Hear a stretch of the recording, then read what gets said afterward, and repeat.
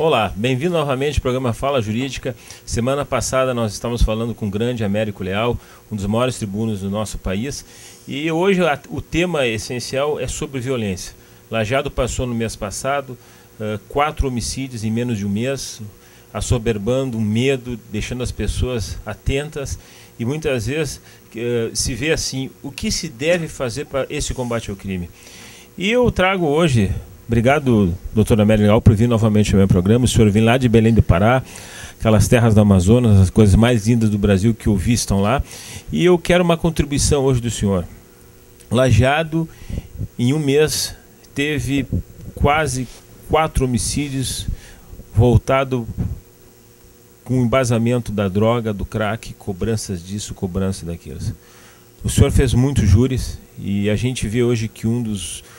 Aquele júri passional, aquele júri que era de briga por amor, aquele júri de que por vingança ou por uma paga indevida, por uma disputa de um litígio de homens para homens, já não é tanto aqui em Lajeado. Hoje nós temos a droga como fundamento da violência.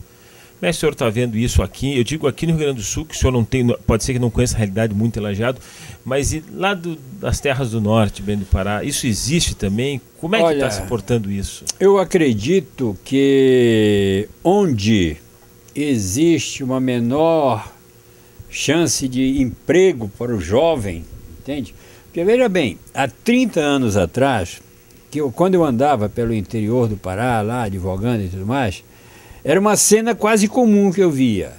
Jovens de 16, 17 anos, sem nada a fazer, num bar, com aquela mesa de sinuquinha, bilharito, sei lá como chamam lá, e com uma garrafa de pinga em cima e tomando. Aí eu ficava pensando o que esperar dessa juventude. Daqui a pouco esse jovem, né, se envolve com uma mulher, né, aí já vem um rebento, e como sustentar? O camarada não tem formação nenhuma, não tem vontade de trabalhar, né? E aí ele vai querer arranjar dinheiro da forma mais fácil que lhe oferecerem. Aí vem o tráfico da droga, o assalto e tudo mais, entendeu? Ou seja, necessitava por parte do governo, né, uma assistência bem melhor quanto à educação do jovem e à formação do jovem, né? Então, veja bem, tem aquele princípio de que a melhor forma de opressão é a ignorância. E quanto mais ignorante tu mantém o camarada, mais fácil tu traze-o, né, pelas rédeas. Então, no meu estado, infelizmente, isso acontece, né? Nós sabemos lá de jovens que se inscrevem no colégio para receber a carteira de estudante para pagar meia passagem de ônibus, forma de economia. Ele entra hoje, pega a carteira e amanhã não vem mais até o fim do ano. Por causa da carteira. Por causa da carteira, entende?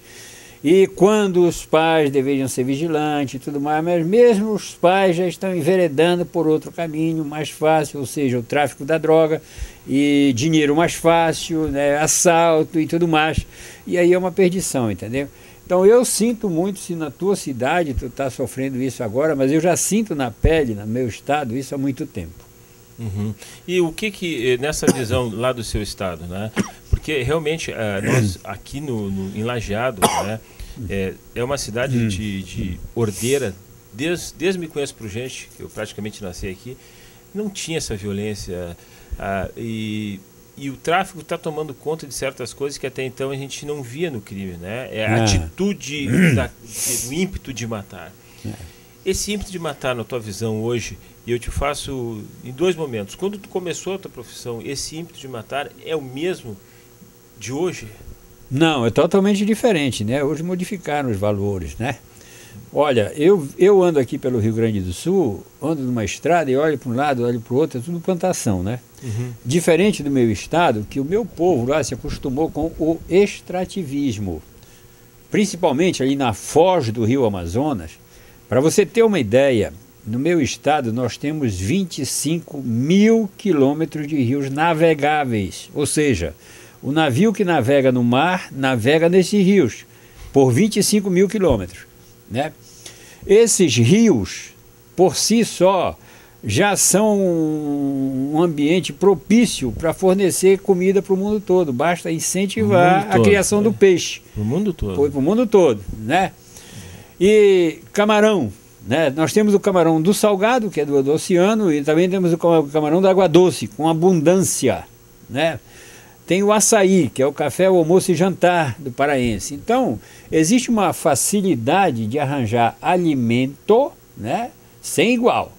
Então, é muito comum o camarada lá dizer que é trabalhador e tudo mais, mas vira na beira do rio e tudo mais, só vive de extrativismo e não faz por onde produzir. E vocês aqui produzem. Agora, aliado a isso, não é? Aí vem o desejo, né, de possuir uma coisa melhor, né, e tudo mais. E aí, quando falta o dinheiro, né, a cabeça vazia é a oficina do demônio, né? Então acontece disso. Hoje você vê um rapaz pegar um celular que aparece foto e tudo mais e tal, mas o vizinho ali não tem isso e o filho dele quer. Né? Aí vê o outro que está com o carrão dele e tal, com umas garotas dentro do carro e tudo mais e tal, e aí o outro lá também está querendo isso, entende? E ele acha que, pela aquela maneira mais fácil, do assalto e tudo mais e tal, vai ser um caminho para ele atingir lá, mas aí está fazendo um malefício às outras pessoas, entendeu? Então, eu acredito que seja por aí a coisa, né? Além disso, o tóxico, né, está dominando o nosso país. Isso, eu tinha participado numa conversa com agentes de autoridades e chegamos à conclusão da desilusão do combate ao tóxico. Superado isso aí, eu fiz uma indagação. Nós temos hoje no Colorado, Estados Unidos, que foi aberto a venda da maconha. E nós temos no Uruguai, da mesma forma, a venda da maconha e drogas afins, acho que fora a cocaína, mas a maconha está liberada. Será que hoje não seria o real momento para que a gente reavaliar a situação? Será que não seria o momento de pelo menos pensar de que a liberação vai proporcionar mais sucesso à vida do que agora, que seria um sucesso à morte? Olha, é tal coisa, às vezes a gente vai fazer uma coisa e dá um efeito contrário, né? E pelo que eu sei, né, muitas pessoas, né, que se criaram numa plantação de maconha, não fumam nem um cigarro comum, nem bebe nem nada, entendeu? Então vai de cada um, né? No meu estado esse negócio da maconha sempre foi muito comum, mas quando eu era guri, quem fumava maconha geralmente eram os caras de maior. Hoje não, tá de menor fumando, tá todo mundo aí e tal. Agora, eu acredito que isso é mais do pessoal da cidade. Um tempo desse, falando com um amigo meu, ele me disse o seguinte, que o pai dele, né, nas terras dos pais dele, tinha maconha e tudo mais, e ele nunca fumou. Nem maconha, nem cigarro novo, nem bebe, entendeu? Então vai de cada um. Não tem as famílias, que, por exemplo, quem tem a minha idade já, sessentão, né, é camarada que um dia fumou. Isso é inconteste. Por quê? Porque nós víamos no cinema e tudo mais, o artista fumando, a gente achava bonito e fumava, né? Beber também, né? Mas tem famílias, por exemplo, meus 4 filhos, nenhum bebe e nenhum fuma, né? E condenam, né? Se eu beber, se eu fumar, se a mãe dele beber, se a mãe dele fumar, esse negócio todo. Então o inverso do que ocorre geralmente com a geração, né? Uma geração fuma, outra não fuma. Só que hoje, doutor Américo, nós temos assim o homicídio, e eu vou fazer essa pergunta, vou até redobrar essa pergunta, o homicídio tomado do crack. O senhor disse no começo que hoje são 2 tipos de homicídio, que o senhor começou na sua carreira e hoje era outro. A sua tribuna que o senhor tem feito ao longo do Brasil também envolve, aqui em Lajeado nós temos visto que 90% ou 80% dos homicídios, o traçado do quadro é a droga. Porque veja bem. Lá onde tu estás atuando e onde tu atua, também existe também, isso aí? Também, com muita incidência, entendeu? Agora, o que você vai verificar é o seguinte, digamos, uma família, pai, mãe e 3 irmãos. Se um desses irmãos consome droga, ele vai atingir negativamente toda a família. Que aí ele começa a roubar de um e tudo mais, tomar do outro, fazer mal pro vizinho lá e tal, entra em atrito a família, para o bem querido e tal, aquele negócio todo. Entendeu? Mas eu já fiz júri há mais de 20 anos atrás, um camarada, né, por causa desse negócio de droga também. Era maconha, 20 entendeu? anos atrás. Há 20 anos atrás. Então já preexistia essa... Já preexistia, entendeu? Hoje está com maior incisividade, mas já existia. Maconha já existia lá. Tem maconha comumente ali no Pará, no Maranhão, é comum maconha, né? E o que se traz hoje, e eu concordo veemente, eu acho que no momento que o jovem ele entra de vereda para o mundo do crime, é porque ele não teve um conforto suficiente econômico em casa e tampouco uma educação. Pois é, às vezes ele não tem como vencer certas dificuldades da vida e envereda por desilusão, né, até para o mundo da coisa. Tem tudo isso. Agora, se você, por exemplo, eu tenho um entendimento de que se o governo abrisse mais as portas para os jovens praticarem esporte, entende?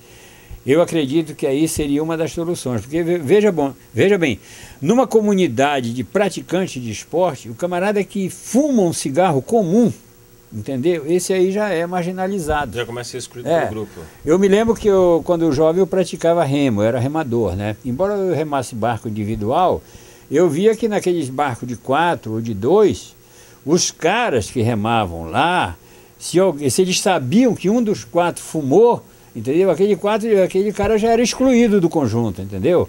Ou então, seria uma forma, né, de excluir das competições as pessoas que usassem droga e tudo mais e tal, né? Agora também tem a evolução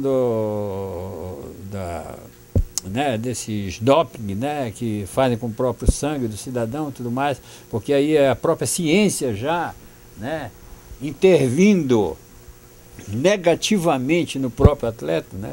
Mas, fora isso, eu acredito que se o governo investisse mais no esporte, abrisse as portas, né, dando, né, oportunidade para o cidadão pobre, cidadão comum, ocupasse esse tempo que ele tem na prática de esporte, mesmo esporte assim que não gastasse muito, por exemplo, o boxe, né, e o pedestrianismo e essas coisas e tal, aí nós teríamos muito mais atletas vencedores, né, e lucraríamos também por tirar a pessoa da rua.